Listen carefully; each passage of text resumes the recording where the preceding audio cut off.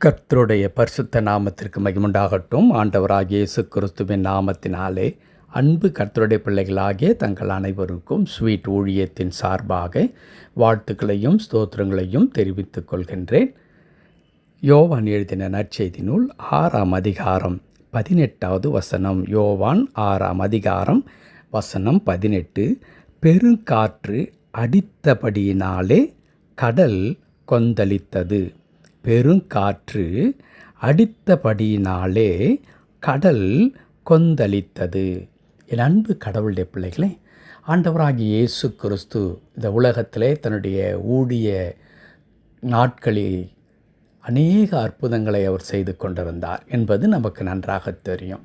அப்படி இந்த 6ஆம் அதிகாரத்தில் 5 அப்பத்தையும் 2 மீன்களையும் கொண்டு 5000 பேருக்கு அதிகமானவர்களை ஆண்டவர் அற்புதமாக போஷித்தது மாத்திரமல்ல, மீதியாக 12 கூடையில் அவர்கள் எடுக்கின்றார்கள் என்ற அற்புதத்தை நாம் வாசிக்க முடியும்.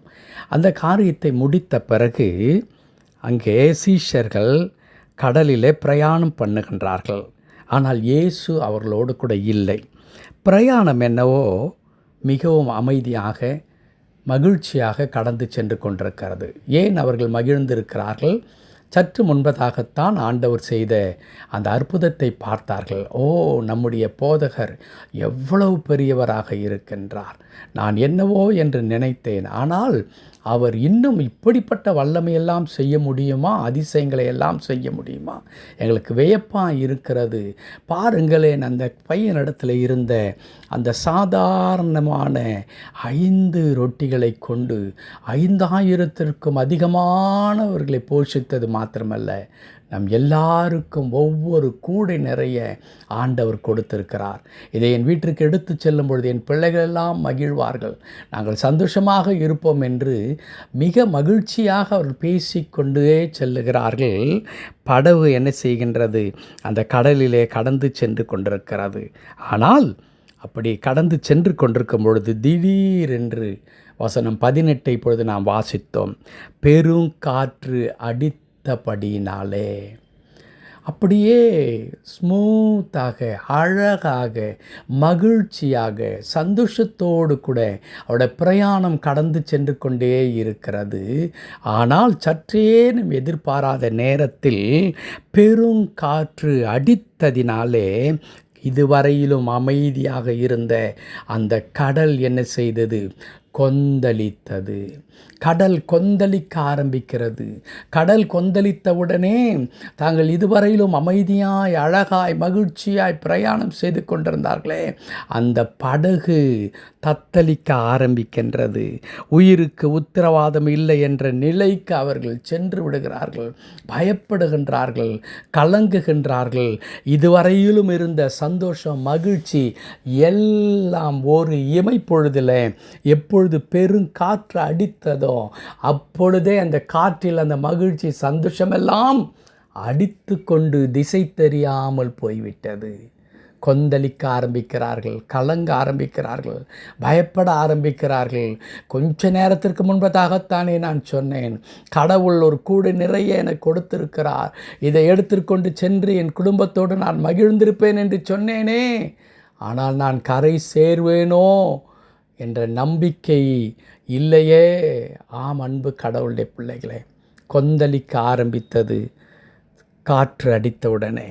இன்றைக்கு நம்முடைய வாழ்க்கையில் கூட பல நேரங்களில் இப்படித்தான், பல நேரங்களில் மகிழ்ச்சியாக சென்று கொண்டிருக்கிறது. நான் இதையெல்லாம் செய்து முடித்து விட்டேன், இன்னும் இந்த ஒரு காரியம் மாத்திரம் முடிந்து விட்டால், இது மாத்திரம் நடந்து விட்டால், இனி எதற்கும் இனிமேல் எனக்கு கவலை இல்லை என்று சொல்லும் பொழுது, அப்படி நினைக்கும் பொழுது திடீரென்று ஏதோ ஒரு திசையிலிருந்து ஒரு பெருங்காற்று வருகிறது. நம்முடைய வாழ்க்கை என்கிறதான படகை மோதுகிறது. கொந்தளிக்க ஆரம்பிக்கிறது. வாழ்க்கை கலங்க ஆரம்பிக்கிறது. கண்ணீர் வடிக்க ஆரம்பிக்கின்றோம். கலங்கி தவிக்கின்றோம். என் அன்பு கடவுளுடைய பிள்ளைகளே, இன்றைக்கு ஒருவேளை இப்படிப்பட்டதான நிலைமைக்குள்ளாக நாம் சென்று கொண்டிருக்கலாம். அந்த பகுதியை தொடர்ந்து வாசிக்கும் பொழுது அங்கே என்ன நடக்கிறது என்றால், அந்த கொந்தளிக்கிற கடல் மீது இயேசுவானவர் நடந்து வருகின்றார். அப்படி நடந்து வந்து பயந்து கிடந்த இந்த மக்களை பார்த்தவர் சொல்லுகிறார், நான் தான், பயப்படாதிருங்கள், நான் தான், பயப்படாதிருங்கள், இதோ உங்களிடத்தில் தான் நான் வந்து கொண்டிருக்கின்றேன். நீங்கள் கொந்தளிப்பை பார்த்து, இந்த பெருங்காற்றை பார்த்து கலங்கிவிட வேண்டாம், நான் தான், நீங்கள் பயப்படாதிருங்கள் என்று ஆண்டவர் சொல்லித் தருகிறார். என் அன்பு கடவுளுடைய பிள்ளைகளே, ஆமாம், இயேசு இல்லாத படகு எவ்வளோ பெரிய பயங்கரத்தை அது சந்திக்கிறது அல்லவா? ஆனால் அந்த கொந்தளிப்பின் நேரத்தில் என் பிள்ளைகளை நான் கைவிட மாட்டேன் என்று சொல்லி அந்த கொந்தளிக்கிற கடல் மேல் நடந்து வந்து தம்முடைய சீஷர்களை பார்த்து ஆண்டவர் சொல்லுகிறார், நான் தான், நான் உங்களோடு இருக்கிறேன், நீங்கள் பயப்படாதிருங்கள் என்று சொல்லுகின்றார். இன்றைக்கு நம்முடைய குடும்பம் கொந்தளித்து கொண்டிருக்கிறது அல்லவா?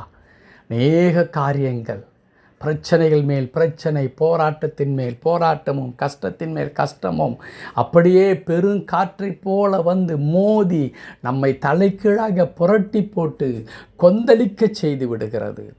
நமக்கு இருந்த அந்த சொற்ப நம்பிக்கை கூட இன்றைக்கு எப்படி பறந்து போயிற்றென்றே தெரியாத அளவிற்கு இன்றைக்கு வாழ்க்கையானது கண்ணீரும் வேதனையுமாய் மாறிவிட்டதே.